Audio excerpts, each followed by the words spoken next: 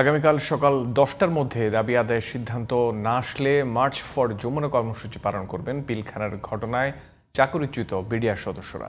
চাকরি পুনর্বহাল সহ 3 দফা দাবিতে শাহবাগের অবস্থান থেকে এই কর্মসূচি ঘোষণা করেছেন তারা। হাসানুল মামুনের রিপোর্ট। জাস্টিস ফর বিডিআর ব্যানারে 3 দফা দাবিতে সোমবার সকালে কেন্দ্রীয় শহীদ মিনারে সমাবেশ করে পিলখানার ঘটনায় চাকরিচ্যুত বিডিআর সদস্যরা। দুপুর 12:30টায় সেখান থেকে পদযাত্রা কর্মসূচি শুরু করেন চাকরিচ্যুত বিডিআর সদস্য ও কারাবন্দী বিডিআর সদস্যদের সন্তানরা। শাহবাগ থানার সামনে পুলিশের বাধার মুখে পড়েন তারা। এক পর্যায়ে ব্যারিকেড ভেঙে শাহবাগ মোড় অবরোধ করেন আন্দোলনকারীরা। বিডিআরের সদস্যরা বলেন, পিলখানার ট্র্যাজেডির ঘটনায় বিগত সরকারের আমলে অনেক নিরপরাধ সদস্যকে ষড়যন্ত্রমূলকভাবে ফাঁসানো হয়েছে। তৎকালীন ফ্যাসিস্ট হাসিনা সরকার পরিকল্পিতভাবে 25-26 ফেব্রুয়ারি পিলখানায় হত্যাকাণ্ড ঘটায়।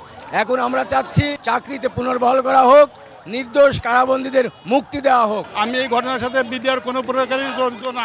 আমি সম্পূর্ণ নির্দোষ। আমি এর জন্য পুনরায় চাকরির জন্য আমি আন্দোলনে আসছি। 2009 সালের যে ঘটনার কারণে আমাদের চাকরিচ্যুত করছে, আমরা চাই দোষী ব্যক্তির শাস্তি হোক, কিন্তু যারা নির্দোষ আমাদের চাকরিচ্যুত করছে আমরা চাকরি ফিরে চাই। তৎকালীন ফ্যাসিস্ট সরকার বিডিআর বিদ্রোহ সুপরিকল্পিত হত্যাকাণ্ড সংগঠিত করে এটাকে সারা দেশে বিডিআর বিদ্রোহ নাম দিয়ে হাজার হাজার নিরপরাধ বিডিআর সদস্যদেরকে অন্যায়ভাবে ফসলমূলক মামলা দিয়ে চাকরিচ্যুত করে, জেলবন্দি করে। এখনও আমাদের বিচারের নামে নিরপরাধ সদস্যরা জেলবন্দি হয়ে আছে। পরে শাহবাগ থেকে পুলিশ সরিয়ে দিলে জাতীয় জাদুঘরের সামনে অবস্থান নেন তারা। সেখান থেকে আসে আন্দোলনের পরবর্তী কর্মসূচি।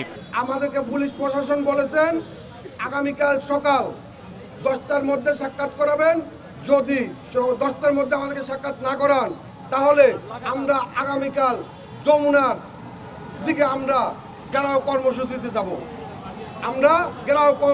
যাব। এর আগে আমি জাদুঘরের সামনে অবস্থান কর্মসূচি ঘোষণা করতেছি এবং আগামীকালকে সকাল 10টার মধ্যে যদি আমরা সঠিক কোনো সিদ্ধান্ত না পাই তাহলে যমুনা ঘেরাও কর্মসূচিতে যাব। চাকরিতে পুনর্বহাল ও কারাবন্দী সদস্যদের মুক্তির দাবিতে দীর্ঘদিন ধরে আন্দোলন করে আসছিলেন বিডিআর সদস্য ও তাদের স্বজনেরা। Hasanul Mamun, GTV news, Dhaka.